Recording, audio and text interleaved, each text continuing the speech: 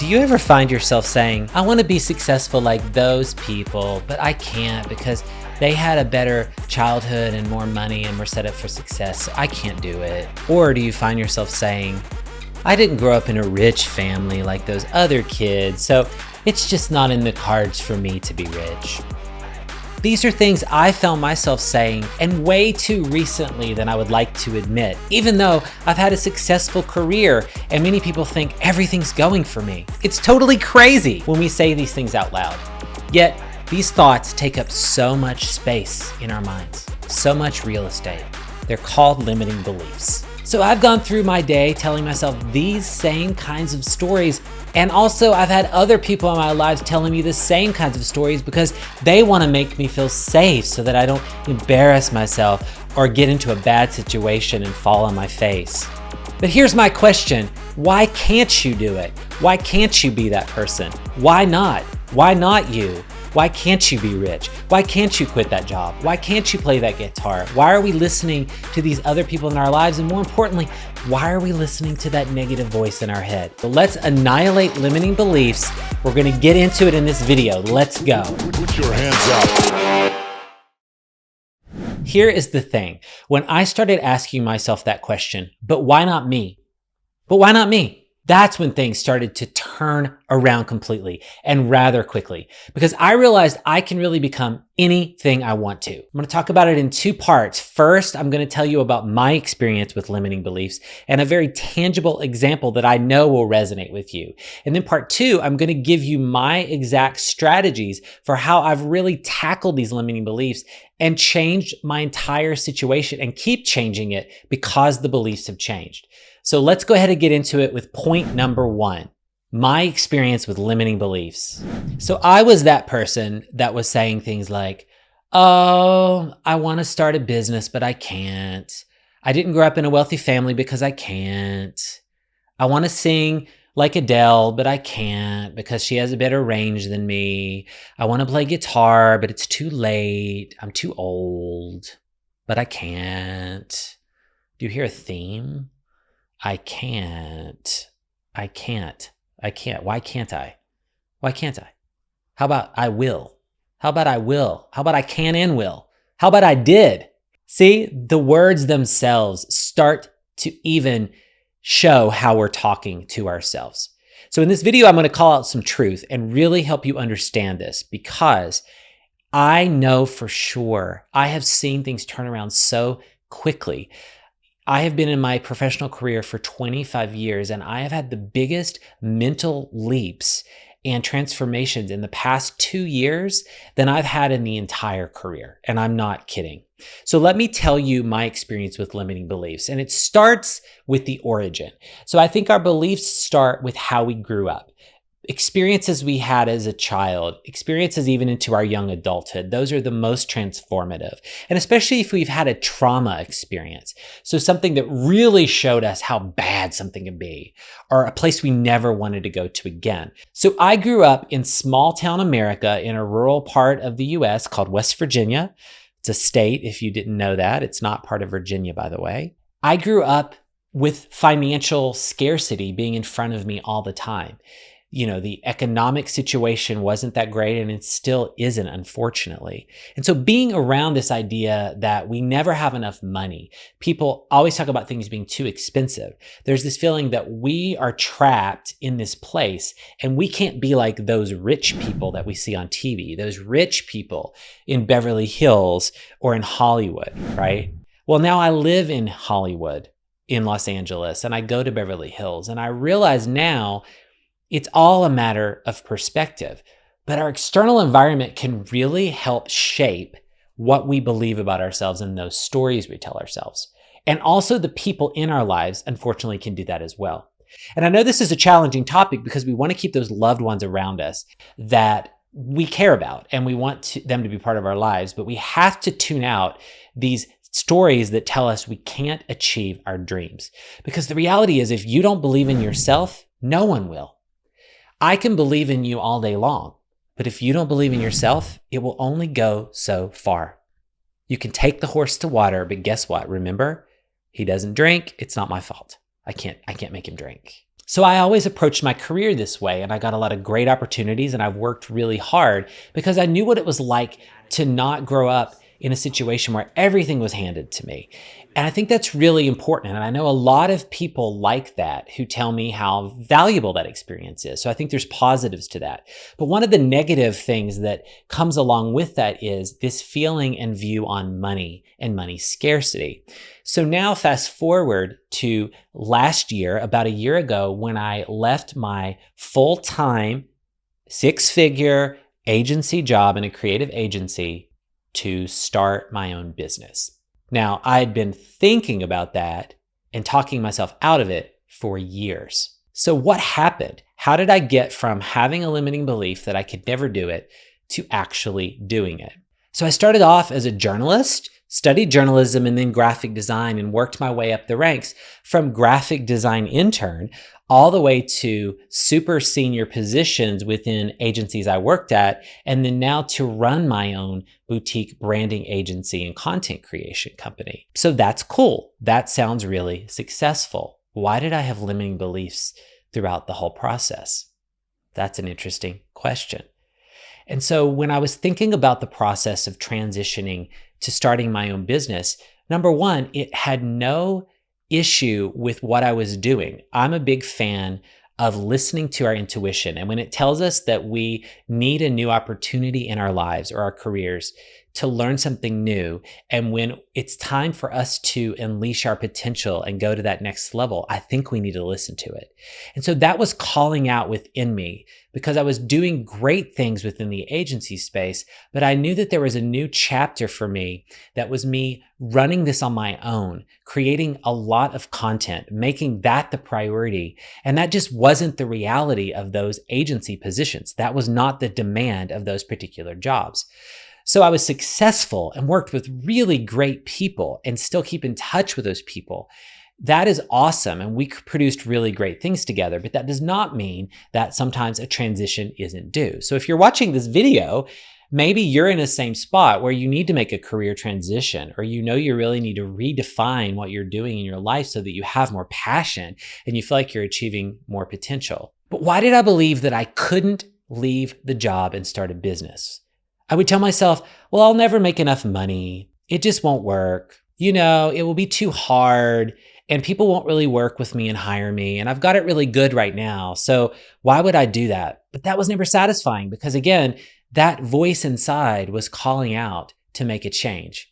I talk about this in my video about self-sabotage as well, which I'll link in this video, because I talk about how we tell ourselves stories to keep procrastinating because we want to stay safe, because it's really the fear of the unknown. And so what I did in this situation was I had to look back and go, why do I believe that I can't do this? And obviously the financial scarcity was firing up. What was interesting is I had started a freelance business earlier in my career when I didn't really know anything. I just knew at that time, just like now, I was really wanting to break out on my own. I wanted to meet clients one-on-one and find my own clients. And I had just moved to Washington, D.C., and I wanted to get into the networking circuit and meet all these people. And I did that. And it was a great experience. I did it for 5 years. And the only reason I stopped doing the business is because I got to a point where I wasn't making enough money. I got to the point where my belief system was sabotaging me then.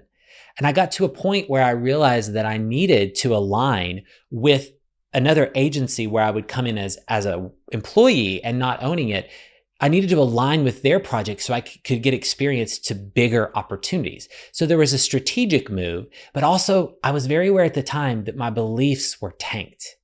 And I couldn't at that time turn it around fast enough. And so that was great. I got a great opportunity and that led me into several agency jobs that led me to today. So I do not regret that at all. That was the right move and what needed to happen. But it doesn't mean that my belief system underneath it wasn't a problem.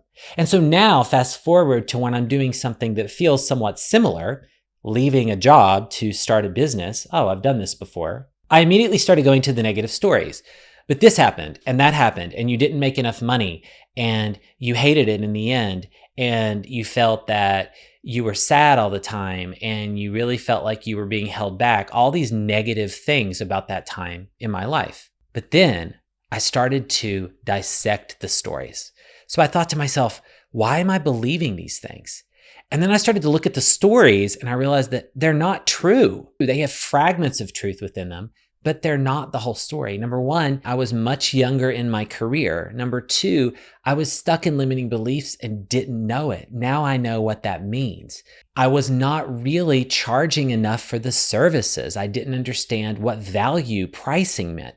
There were so many things that were true of that story that I was projecting on this current story. And that was a huge mistake. So when I started to look at those beliefs, I started to ask myself, well, if I'm listening to a negative story that seems very real, it can't be the whole story because a lot of good things happen. So there must be a positive story. Why am I listening to the negative story? So I wrote the positive story. And it included things like this. I loved having freedom to work on my own.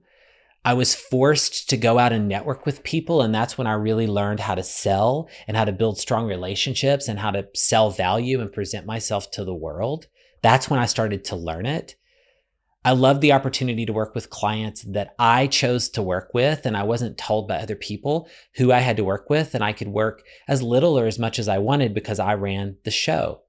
I built great relationships because I was on the front lines working with these clients, and we created really awesome work together. So that's a really good story. Okay, let me start to think about that story.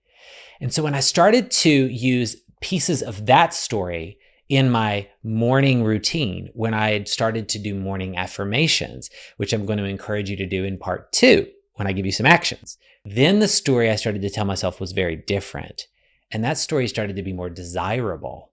And I started to believe in myself and I started to see what could be. And my potential was unleashed. The opportunity that I saw started to become clearer. And that is when my mind started to believe it was possible. If not, it is happening already. And that's the power of the mind and our subconscious belief system. It totally works. I'm not going to go into that in great detail in this video, but I prescribe to that belief that we attract what we put out into the world. The world is a mirror of what we think about ourselves and what we do. And so by telling myself that positive story, I'm now putting out a new narrative to the universe to give back to me. And wow, how quickly it happened. So in a matter of months, I went from having a lot of limiting beliefs to them being almost completely gone, at least enough for me to make the decision to transition out and start the business full time. And that was an awesome decision. And this past year has been great. And there's so many opportunities that I could not have even foreseen just sitting there trying to think about the what ifs of what could happen or could go wrong. It has been nothing like it. Everything is better than I could have imagined. And the challenges that I thought would be there have also not been that bad, and they've actually been good learning opportunities. So again, wouldn't regret it at all. But the thing is, how do we get our belief around it when we're in the beginning stages of having to make some sort of decision like that? So that's the important thing and why I wanted to tell you this story. So I want to say that I believe in you. I know that me coming from the scarcity that I had and this negative narrative that I had developed, if I can transition that, you can transition yours as well. I believe in you and know you can. And by the way, if you are on this video because you are considering, should I actually break out of my job, whatever that is, and start my own content creation business or consulting or coaching business, I'm happy to chat you through that. I'd looked for a lot of really great resources on YouTube when I was making this transition, and I really didn't find one that was exactly helpful like I wanted. So I had to sort of listen to my intuition and make my own plan. So I'm certainly happy to help you if you're in the beginning stages of thinking about that. So if so, in the description, you'll see there's a way to reach out to me to set up a time to do that. If you're loving this video, go ahead and like it, so that you can tell the YouTube algorithm that more people out there need to shatter their limiting beliefs like we are right now. And if you're loving the channel as well, subscribe and hit the bell like all the other influencers tell you to do, because you have to do that to play the YouTube algorithm. No, but I really want you to get updates on the new videos because I put out things very regularly and I want you to get them right away so you can keep unleashing your full potential. So let's get into point number 2, creating an action plan to annihilate your limiting beliefs. So I told you some of the strategies there in part 1, but I'm going to give you some steps of exactly how I've done this because now I do these activities daily and they keep me on track. It's not just one thing. But first, it's really tackling those beliefs and rewriting that story like I described to you. So I'm linking a worksheet for this in the description as well that you can download that's going to help you follow along what I'm describing in this video. But the most important thing is first writing down some things in some columns. So in the worksheet, you'll notice there's a few columns, and the first column is writing down why you believe you can't do the thing. So whatever the thing is that you believe you can't do, write down why you believe you can't do it. So I didn't grow up rich, as an example. My family never had money. I don't know how to find money. I hate rich people. Those would be examples of what I may have written down with my limiting belief of I can't really make money running a business. So I want you to write down every last thing that you believe about yourself. Okay? And I want you to then, in the column beside that, I want you to map those beliefs or the groupings of those beliefs with things that I call proof points, because you're referencing something in your life that's giving you solid proof. It's the journalist in me. This is proof. We have attribution that this belief is solid and real. So rich people are bad. And I have proof because my family said so. And because the neighbors down the street, could buy whatever they wanted. And that made me feel sad. So they're bad people. I'm joking. That's not true. But that's maybe how I thought about it and why I have this proof point that then started to make me think, well, rich people are over there and I'm over here. So I think a lot of you that deal with money scarcity will understand that. It sounds ridiculous when we say it out loud. And the reality is, no, being rich is just being abundant and money is energy. And when you think about it that way, it's like, well, we can all have it. But that's a belief I have now. That's not the belief that I had before I did this activity. So I want you to write down those proof points, however crazy they are. It could even be someone told me that. My mom told me that. My dad told me that. My friends tell me that. Society has told me that. I believe it because it's all I ever get. Whatever it is, write it down. There's no wrong answer. But there's a reason you're believing that, and you're holding on to that proof point to corroborate your story. Okay? Write all that down. And now we're going to flip the page, because we're not going to look at those again. We're going to keep them handy in case they start firing up and we can look at how ridiculous they are. But now we're flipping the page to the positive story, to the story of opportunity, to the story of dreaming, to the story of you can do it. That is what's on the flip side. So same thing, 2 columns. First column, what do you want to be true? I want to bring in huge clients for my business. I make a lot of money. Money comes easily to me. I attract clients with ease. I kill it in the gym. I'm, super strong, way more than I was before. Whatever your limiting belief is, I want you to write down, what is the belief about yourself that you want to have? And belief isn't even really the exact right word here. It's more, what is true of you? So write it in statements like, I am rich. I am able to attract clients. I do attract clients. Okay. So write those things down, and those are going to feel icky. Okay. They're going to feel icky, especially if they feel so far-fetched and they just make you cringe, because we just flipped the page, and I understand that. But there's going to be, over this process, a departure from that negative story. So just trust me on this. So write them down. No matter how much you're gagging, finish it out. Write them down. Get them out. Walk away if you need to, take a break, get a coffee, go do some cardio, whatever gets your mind cleared. Then come back. This is the fun part. The journalist is now going to find proof of the good story. What are the proof points? What are the affirmations? What are the attributions? So like for me, I went back and said, no, I did attract wonderful clients. I attracted people to pay me money. I enjoyed the time that I had. I have proven that I'm able to make money. I even brought in experiences from my whole career in the agencies that I worked for with amazing teams of business development people. I was either part of the process or on the front lines of the process, closing multi-million dollars in deals. Don't you think I know how to bring in money? Don't you think the universe attracts money toward my direction? Yeah, it does. That was a proof point. Also looking for things of, it's going to get tough, whatever, that negative belief. Well, no, I figure things out. So a counter to that belief for me was, no, rather than saying things are going to get tough and I'm going to fall apart, no, my positive story about myself, or the I am statement, is I am a problem solver. I figure things out. I do it for clients every single day in the creative strategy space. I've worked with thousands of clients dealing with creative problem solving issues. I'll figure it out. It will work. The intuition comes. I know how to find the data. I know how to find the information. The same will be true for this business. And so that is really important. So I want you to write down the proof points. And these can be small because we just need nuggets of proof to hang on to so that you can start to tell yourself that you did it. And some of these might even be a conduit for something else. Like, for example, if you haven't built a business to start, look for other areas where you explored something new and you figured it out. That's going to give you enough proof that you know how to find the answers. And then when you start to build the business, now the business itself is going to give you proof. So that's how this transition process works. So what I was doing in the beginning is I was wanting to jump from point A to point Z and say, okay, I go from here to there, and I need to completely have all the skills in my tool belt over there. And that's not true. It's a day-by-day belief conversion system almost, where you wake up in the morning and you start to realize that you can say with more confidence those beliefs you have about yourself because you have more proof.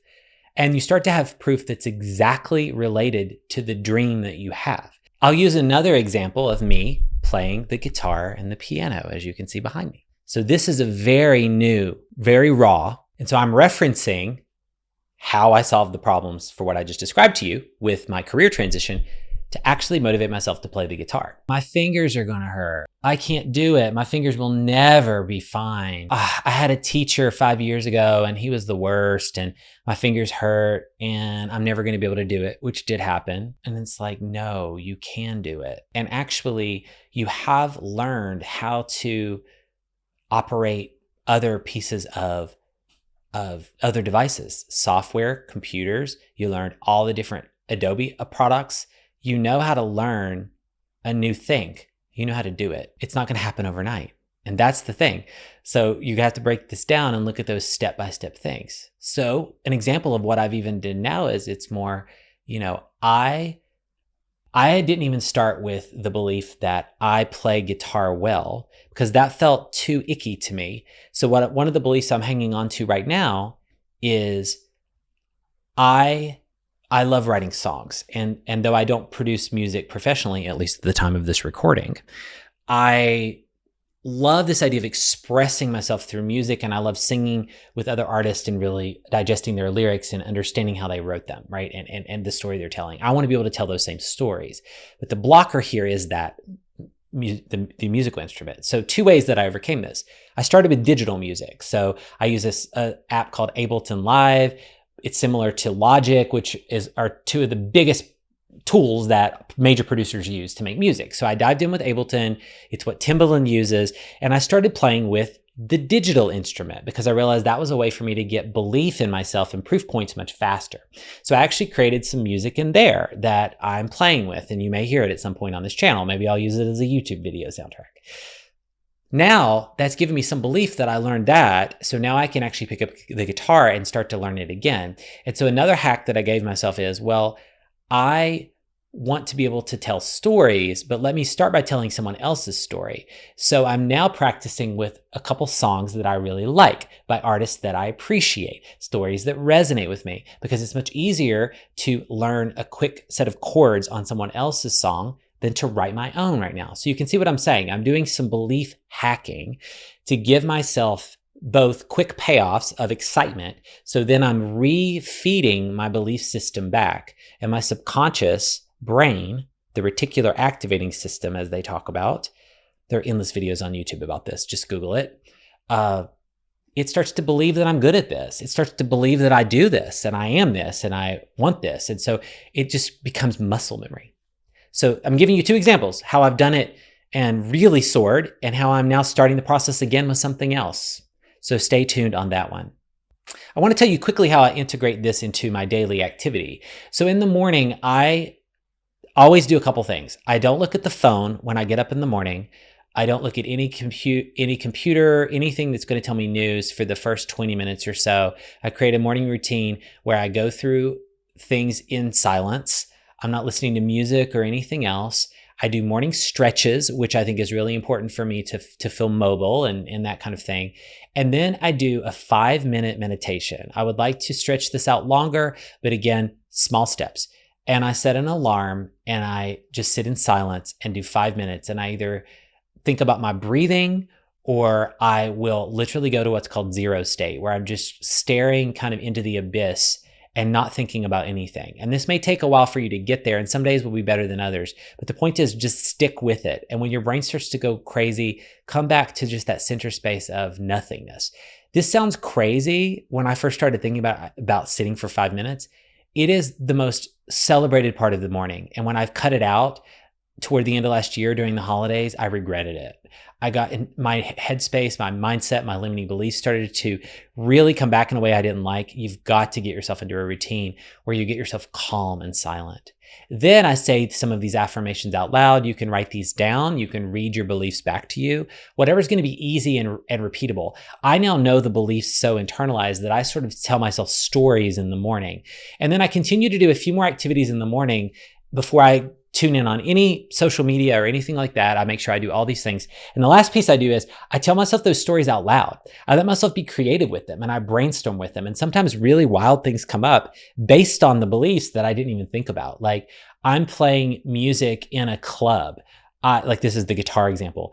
I've written 5 songs and I'm playing them with producers that I really like. You get the idea. You're just dreaming. And that is really exciting. So you're just letting yourself imagine that unleashed potential.